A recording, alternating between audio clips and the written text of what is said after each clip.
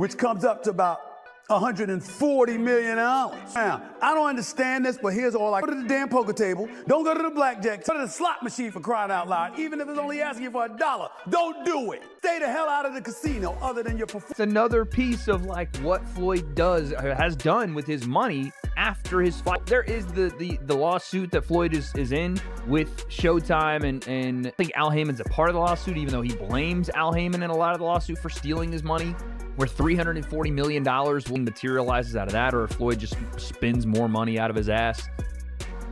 He owe you the money. Why don't you just like... Here's what happened. He pre-sold the fight using my likeness to some company in, I think, Dubai or like the Middle East. This is my understanding of it, for $10 million cash. We ended up doing the fight in the States with a different company. That is the company that put on the... Stephen A. Smith has stirred serious conversation by revealing that Floyd Mayweather Jr., once known for generating massive wealth inside the ring, may not have handled his fortune as wisely as many believed. According to him, the boxing icon is now dealing with financial pressure, which could be the reason he's stepping back into the spotlight, taking on new fights not just for legacy, but to rebuild his income. Look at it from that standpoint and you say, wow, you're blaming them when in fact it's really, really you. Because you can't do what they do every day. Maybe you should go to them to get some lessons. It's a spending issue, not an income Yes. Logan Paul has made a bold claim involving Floyd Mayweather Jr., alleging that the exhibition bout was sold in advance to a Dubai-based company for $10 million. And despite that deal, he says he's still waiting on the percentage he was promised from the payout. He sold our fight with my name and likeness to someone else in Dubai for $10 million cash.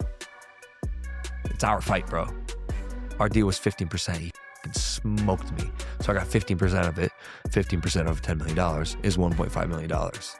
That company that paid him that money is suing him. I actually don't know the status on that lawsuit. I should check in because he still owes me money, but he has a bunch of legal trouble at the moment. I don't think I'm ever getting the money. He just sold his house in Vegas. Did he really? Yeah. I think he's facing a bunch. Rinsed on that house. He started at $14 million. He custom built the house, by the way, in like 2006. Yeah. Started at 14, reduced to 12, Yeah. 10, 8 came on the market, and it was a lot of house for 8. So for 6.6. Oh, he really got Just the rinsed. cost to build that house was 9 or 10. Whoa, he got rinsed. Yeah. Goddamn. It was huge. Goddamn. Who would win in a fight, you or 100 grams?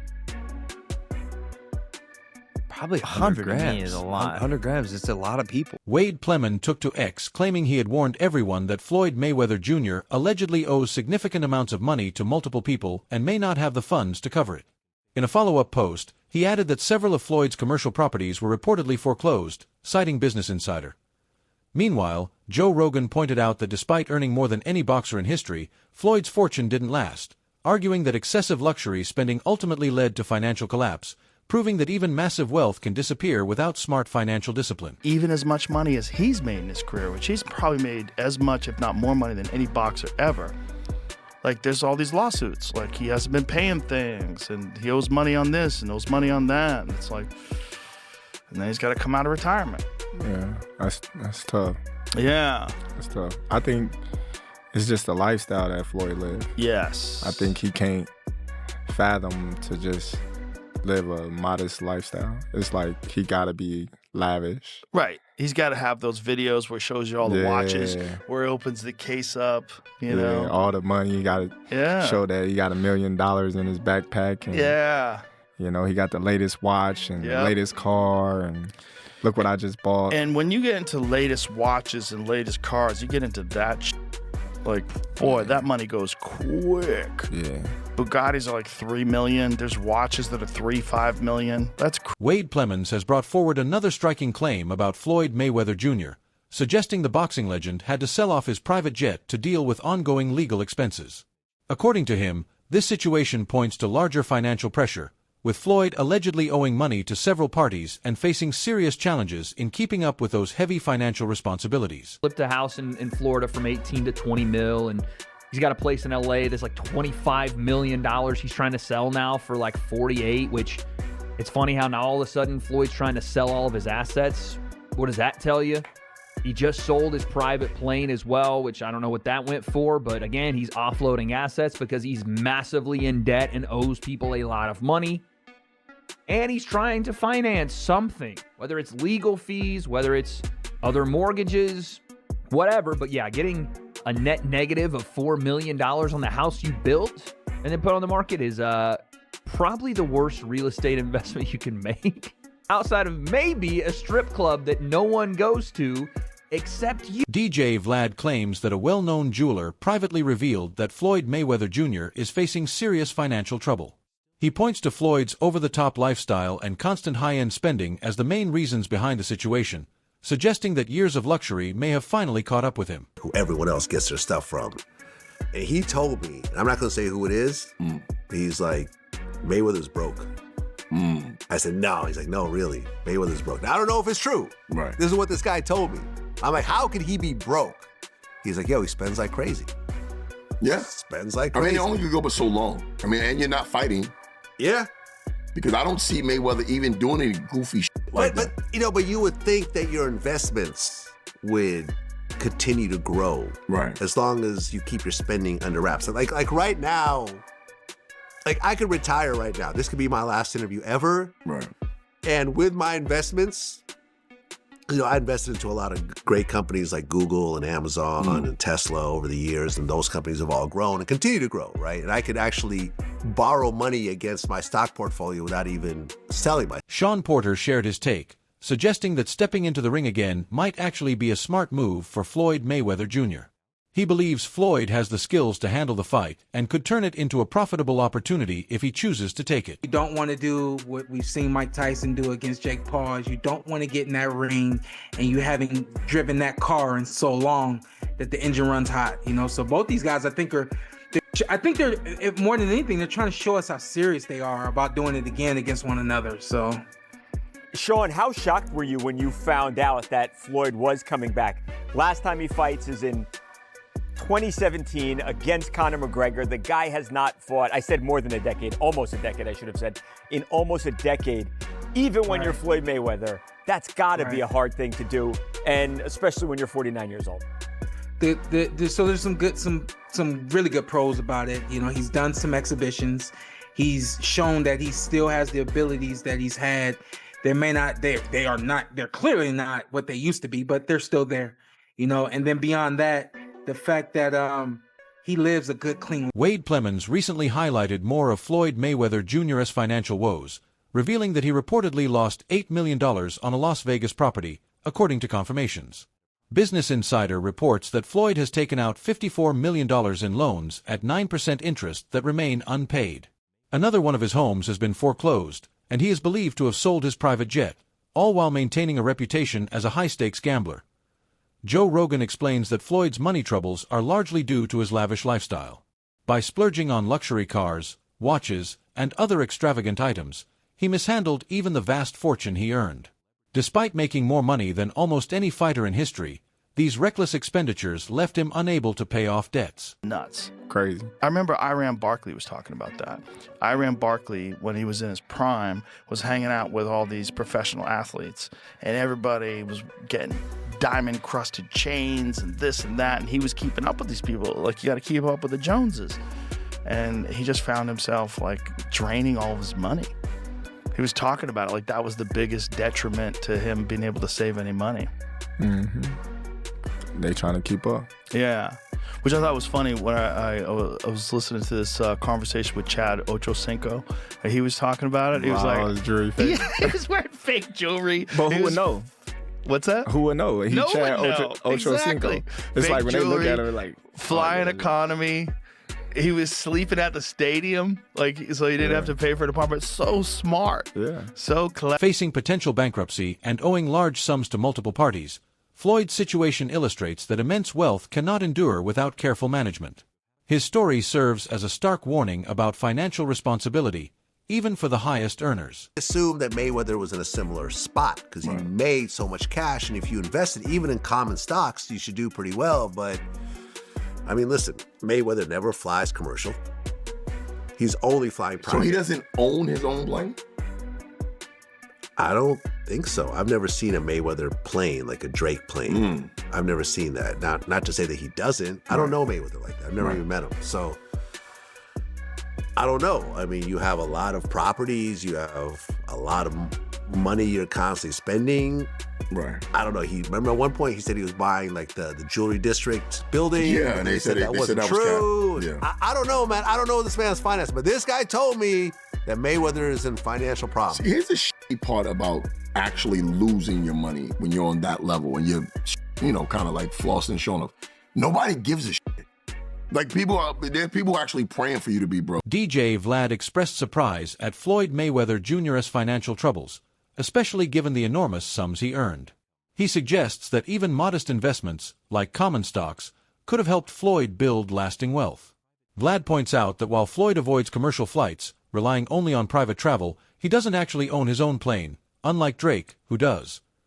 Though DJ Vlad admits he has never met Floyd personally and lacks full insight into his finances, he notes that constantly acquiring properties and spending lavishly can lead to serious problems.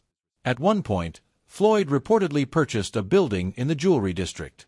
Vlad concludes that even someone at Floyd's level of fame and fortune can see financial mismanagement become very visible when extravagant spending meets constant public scrutiny. Way back, again 5 years ago now, but that was like the initial rumblings around that fight. And what Floyd did was use Mayweather Promotions to bring them this fight and say, if you'll front us this money, we'll put this fight here. They fronted him the money. He took the money, had the fight at the Hard Rock in Miami with Fanmio instead. That was the company that put it on, Fanmio. And Logan saw none of that front end 10 mil, and the people that paid Floyd the 10 mil never saw a dime back. It's nasty work what he did. But this has been like one of Floyd's MOs, is that he leverages his fight name or his quote-unquote assets, and which is what, a lot of wealthy people do. They leverage their assets to take out bigger loans or, whatever. But Floyd does it in such a reckless way that no one ever sees return on it. He just takes money. It isn't a loan. He's stealing. He didn't have provisions in place. I've talked about this, ad nauseum over the last couple of years, but the fact that we actually get some details on this from Logan is hilarious. It was 15%. He smoked me. So I got 15% of it. 15% of $10 million is $1.5 million. Also, the fact that Logan agreed to 15%, he's got that manager, Jeff, who says, I make the big deals. He got absolutely rinsed on that deal. But also, Graham has some important information about Floyd Mayweather and, again, his, I wouldn't say shitty business dealings, but how bad he is with money. Let's keep listening. Company that paid him that money is suing him. I actually don't know the status on that lawsuit. I should check in because he still owes me money, but he has a bunch of legal trouble at the moment. That I don't think I'm ever getting the money. He just sold his house in Vegas. Did he really? Yeah. I think he died. Wade Plemons claims that Floyd Mayweather Jr. has struggled with money management since retiring. Ongoing lawsuits with Showtime, mounting debts, and legal fees have allegedly forced him to liquidate assets, including his private jet and several properties. While Floyd did earn some profits flipping homes, significant losses, like a reported $4 million hit on a Las Vegas property, underscore questionable financial choices. Wade also notes that Floyd's exhibition bouts, such as those against John Gotti III, suggest financial incentive drives his decisions more than passion for boxing.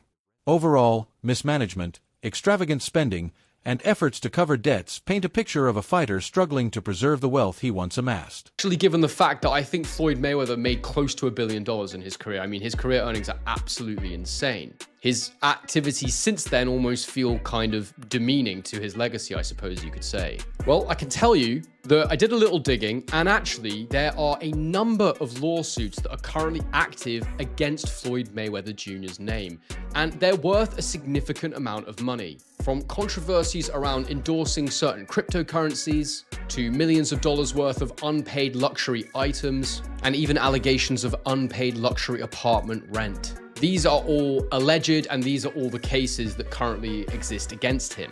There's no record of some kind of settlement, and as far as I know, a lot of these are ongoing. To add to that, Mayweather even lodged his own case against Showtime, and he did that this year, reportedly seeking damages of $340 million. And the allegation there is apparently there's been a misappropriation of his. Henry the Analyst shared his candid thoughts on the upcoming clash between Floyd Mayweather Jr. and Mike Tyson, labeling it as one of the most money-driven matchups he's ever witnessed. He expressed shock at seeing Tyson return to the ring after the Jake Paul fight, describing the scenario as downright strange. As a true boxing enthusiast, Henry criticizes these one more go exhibitions, arguing they prioritize spectacle and profit over the integrity of the sport. 11. Despite his doubts, Henry the analyst admits the fight is likely to be a huge draw on Netflix, given that both Floyd Mayweather Jr. and Manny Pacquiao are former champions. He points out that Pacquiao looks in surprisingly good shape following his bout with Mario Barrios, while Mayweather hasn't fought competitively in years, making it hard to gauge who still has more left in the tank. Henry admits that even though he's not a fan of these exhibition matches, the matchup carries genuine intrigue. He criticizes it as a cash grab, noting that Netflix focuses on revenue rather than promoting boxing through traditional events. While such spectacles do increase exposure, they don't necessarily benefit the sport in the long run. Reflecting on the original Mayweather-Pacquiao fight, Henry compares it to iconic cultural moments, but believes the current approach exploits fan enthusiasm. In the end, he balances skepticism with recognition of audience interest, encouraging support for authentic boxing content, such as documentaries, to preserve the sport's integrity. A lot of it is to do with just the basic thing of money. The fact that they both need money. Mayweather probably needs it a little bit more than Pacquiao does, but it's there no matter what. One of the strange truths about this one coming into it is they're both going to be having exhibition bouts in the next couple of months. Pacquiao is randomly taking on Ruslan Provodnikov, who some of you may remember was a champion at 140 pounds. And Mayweather's taking on Mike Tyson of all people. That's the most money motivated thing I've ever heard. It's utterly bizarre. And I don't want to see Mike Tyson anywhere near the ring again, especially after that Jake Paul fiasco. This whole thing's incredibly weird. I don't like it. I'm a proper boxing fan, and these fights to me, this OAP stuff they've got going on when they bring back these old fighters for one more go at each other, it's just not something that I particularly enjoy. Now look, it's going to be on Netflix. It's probably going to be a massive event. I'm probably going to end up covering. Some analysts argue that the upcoming 3-fight deal could be highly advantageous for Floyd Mayweather Jr., and not just because of the bouts themselves. Each opponent in these exhibitions, including Mike Tyson, brings massive star power, guaranteeing widespread attention. Tyson alone draws millions of fans globally, ensuring any event he participates in reaches far beyond typical boxing audiences. This kind of exposure could translate into huge financial returns for Mayweather, offering a chance to offset previous losses and mismanaged earnings. I love first of all, the fact that he's fighting Mike Tyson. I like that. Why? Because I'm a big Mike Tyson fan. And look, bro, you really can't take it with you. You know what I mean? These guys have an opportunity to be on Netflix and be seen by 40, 50 million people in the fight, in the first fight with Mike Tyson. That's huge. Mike Tyson versus Floyd, I think the highest rated show that has been on television, boxing match that has been in the last, since Ali, probably, definitely since the days of when ABC was showing things. Over 100 million people watched Mike Tyson fight Jake Paul. You can get Mike Tyson, and Floyd Mayweather can do those type of numbers as well. The 3-fight deal is designed strategically, allowing Floyd Mayweather Jr. to generate income without depending entirely on traditional pay-per-view sales. Experts note that even without a PPV model, revenue from sponsorships, international promotions, and live events could be enough to rebuild his fortune. Many speculate this could be Floyd's smartest comeback plan yet, giving him the opportunity to earn millions while stabilizing his finances after years of lavish spending. Ultimately, these bouts might help him reclaim his status as one of boxing's top earners and achieve a major financial recovery. Fans and analysts alike are closely watching to see if this 3-fight arrangement can finally solve his long-standing money challenges. A lot of money in boxing that comes from Greece. Okay, a lot of money is credited to Saudi Arabia for investing in boxing. Sean Porter remarked that the Jake Paul versus Mike Tyson fight was truly remarkable, drawing massive attention and filling arenas with an energized crowd. He believes that the upcoming clash between Floyd Mayweather Jr. and Manny Pacquiao, while high-profile, may not generate the same level of excitement or turnout. Porter explains that Jake Paul has a rare talent for captivating his audience, creating spectacles that extend beyond the sport itself, a connection not every fighter can achieve. While Floyd and Manny are legends in boxing, modern fights increasingly rely on personalities who can engage fans off the ring, a skill Jake Paul has mastered. This underscores how, in today's boxing landscape, drawing power is not just about skill inside the ropes, but also about the ability to connect with and mobilize audiences. You look at Mike and Jake, and that did like 108+ million people. And then I think Terrence and Canelo did like 40-something million people. Huge audience, obviously, but not even half of Mike and Jake. Do you think it ultimately gets a massive audience? Again, because it is too. If you've got Netflix, you can watch this thing for free. You don't got to shell out $100 for a pay-per-view. Does this knock out the 108 that Tyson and Paul did? That's asking a lot, right? That's asking a lot because you have a Jake Paul that's crossed. He brings a different kind of crowd. Yeah. Floyd's touched that crowd. Manny, of course, has touched that crowd. But I don't think they're going to pull in 108. Yeah. They 100%, without a shadow of a doubt, they'll do more than 40. I can see them doing maybe 60, 80. But 100 is a little hard to imagine. But it is Netflix. That wraps up today's video. Make sure to stay tuned for the next one. There's plenty more coming your way.